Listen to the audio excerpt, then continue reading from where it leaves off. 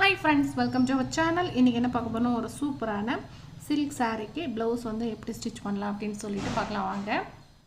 இது வந்து ஒரு இப்ப ட்ரெண்டிங்ல இருக்க saree தான். அதுக்கு வந்து ப்ளவுஸ் ஸ்டிட்ச் பண்ணி கொடுக்க சொல்லிருந்தாங்க. அவங்க என்ன சொல்லிருந்தாங்கன்னா சூப்பரான ஒரு ஃபேன்சி மாடல்ல பேட்ச் ஒர்க் கொடுத்து எனக்கு ஸ்டிட்ச் பண்ணி கொடுங்க அப்படினு சொன்னாங்க.